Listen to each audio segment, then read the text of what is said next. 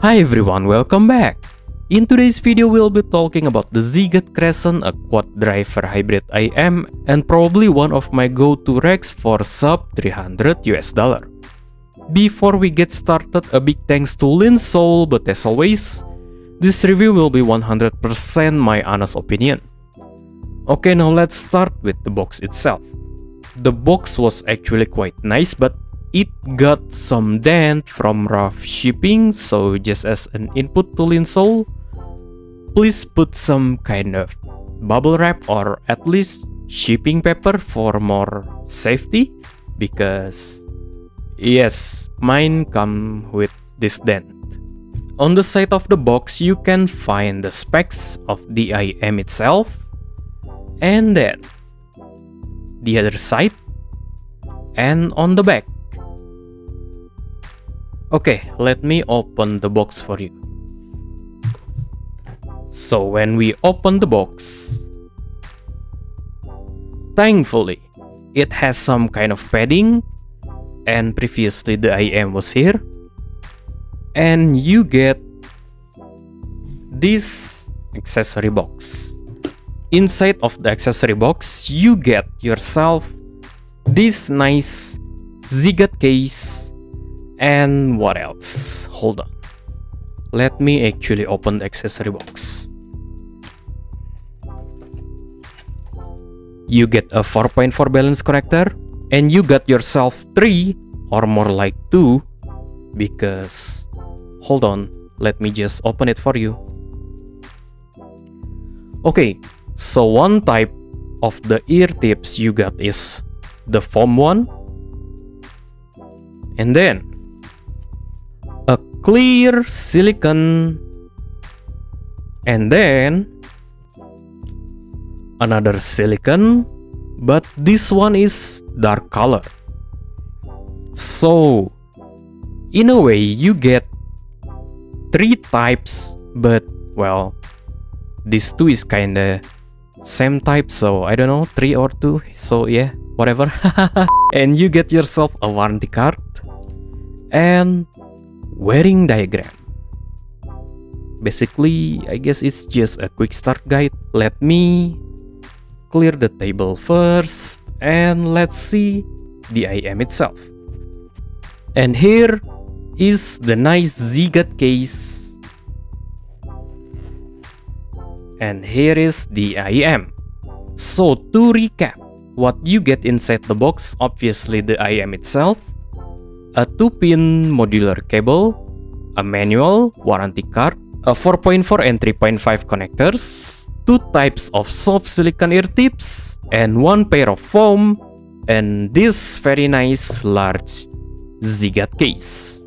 Okay, now let's talk about the build of the IM itself. The build is actually very nice, and it looks stunning, but the camera can, yes, haha, it has its own serial number on the sides, and then yes, for left and right. And then if you notice, the IM itself is kinda chunky in a way, and this is like your vent. And on my unit, this IM is free from driver flex, and then this IM, despite being chunky, it actually fits my big ears very well, just like a gloves. But the key point here is that my ears are on the bigger side, so yeah, I am not exactly sure how about individual with smaller ears, but at least on my ears, this thing fit just like a gloves. But as a note and a tips for you, just make sure you downsize your ear tip size, because I almost got my eardrums pops, because usually I use large size ear tips, and with these silicone ear tips, when I use the large one, I actually have difficulties removing it, because it literally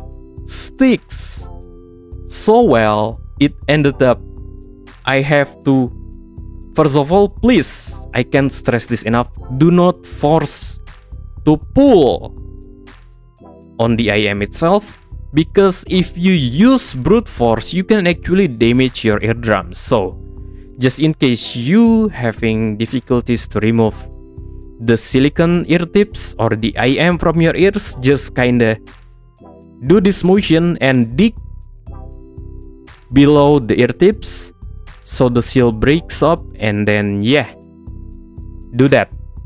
I can stress this enough. Please do not pull and use brute force. You can actually damage your eardrums. Okay, now let's talk about the specs. They marketed this IEM as handcrafted hybrid IEM with dual dynamic drivers and balanced armatures, delivering rich analog warmth, crisp detail, and studio-grade tonal balance in a premium boutique design.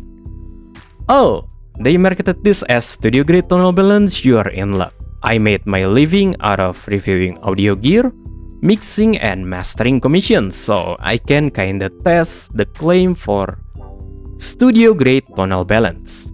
Would it deliver?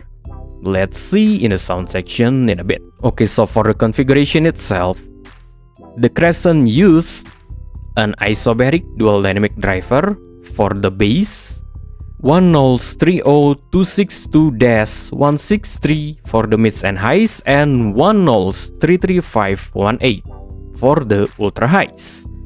And for the body, they claim the Crescent to use a medical grade resin, and for the cable, they claim to use audiophile grade silver plated OFC cable with interchangeable connectors.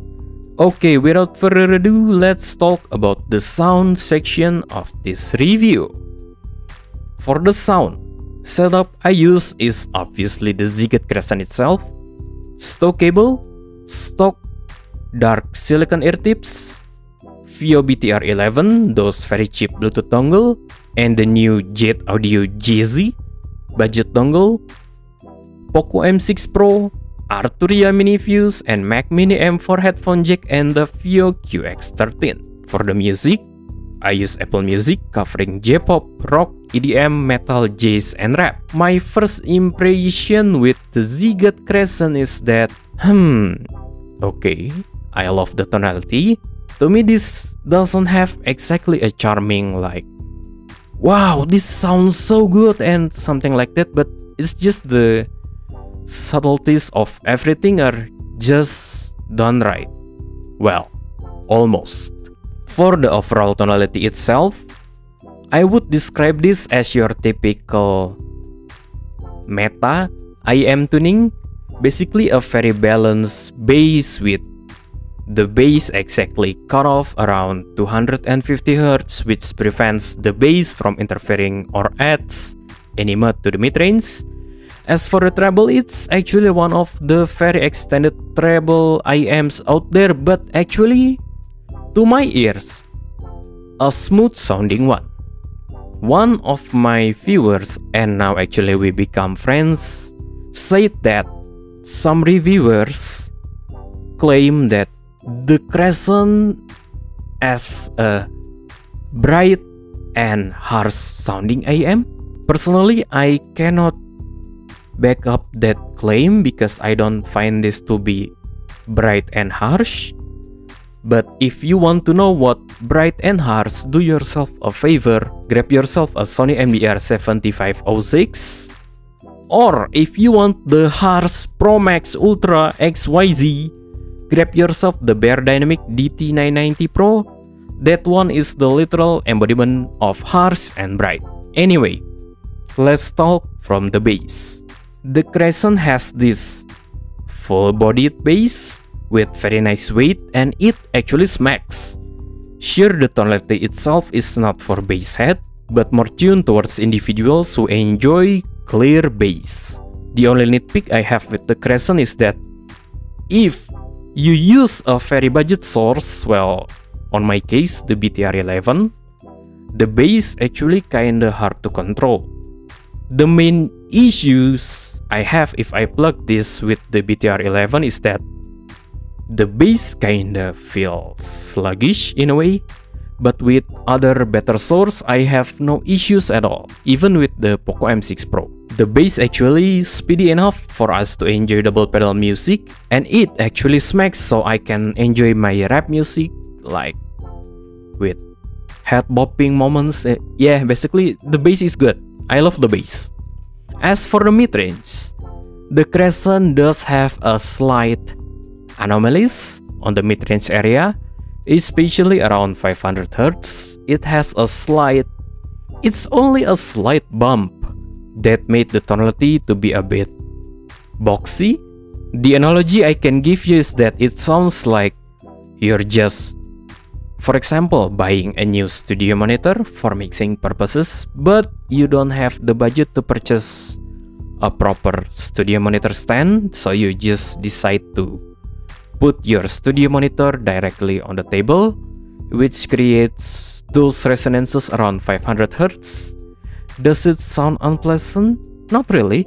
Maybe it's just me being hypersensitive because I do mixing and mastering works.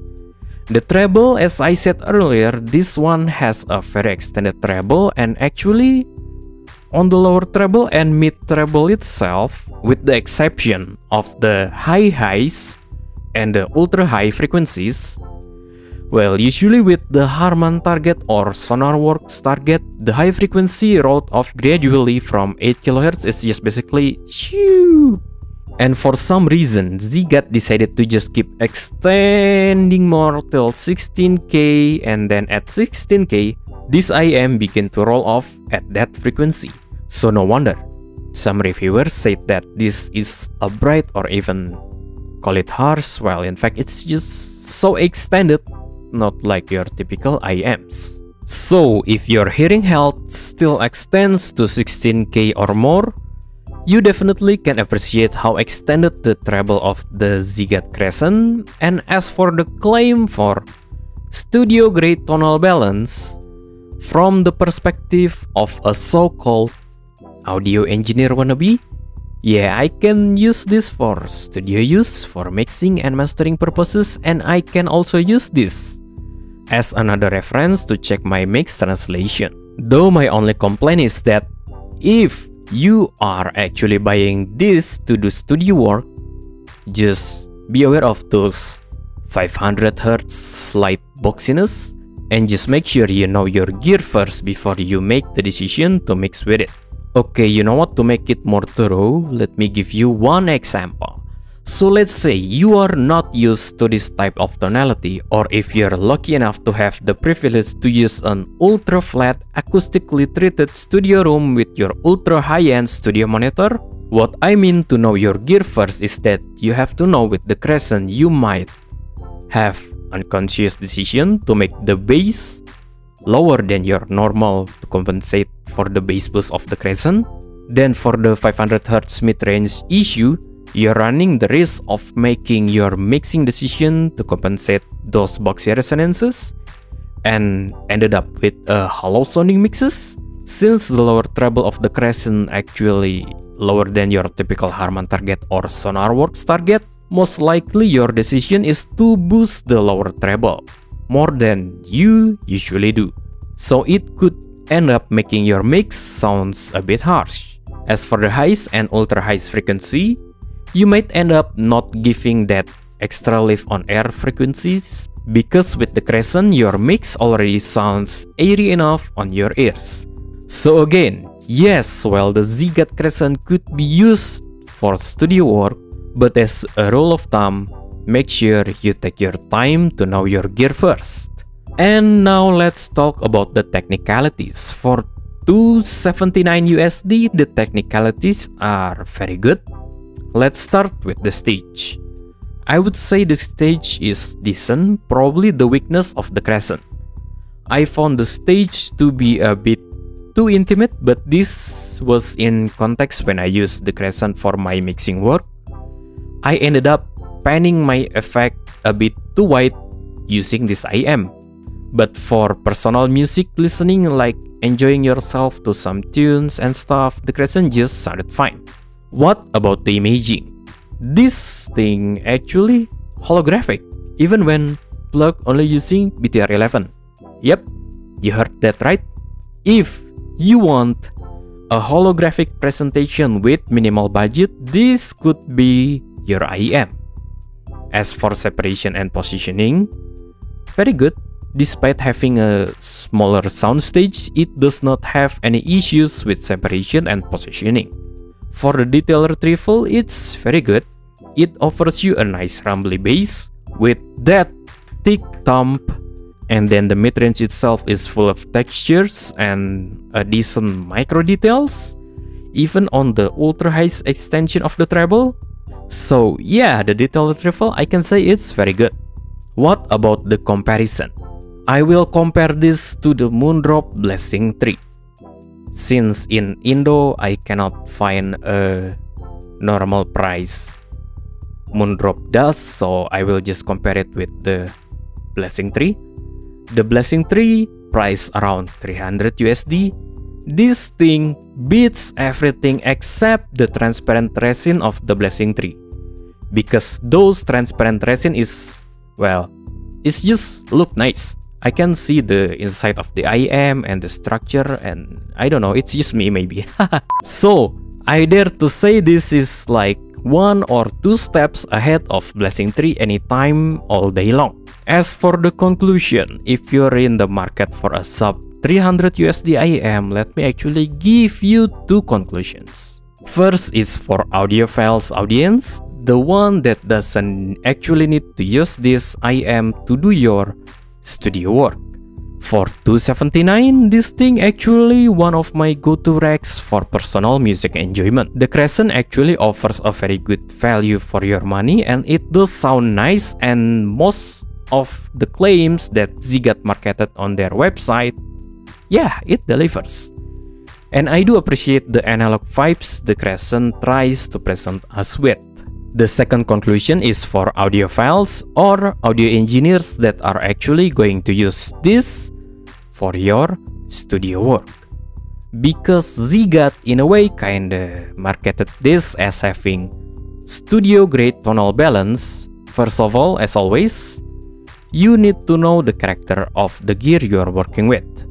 Sure, the tonality itself does not have any fatal flaws that could make your mixes sound bad, but again, just learn and get to know your gear first. I actually can in a way vote this as yes, this IEM actually can be used for studio work because there are lots of IEMs or even headphones that are ironically created by brands that are focused on the audio engineer target market and have more fatal flaw than this IEM, so but guess what? Has more fatal flaws than all those studio gear stuff.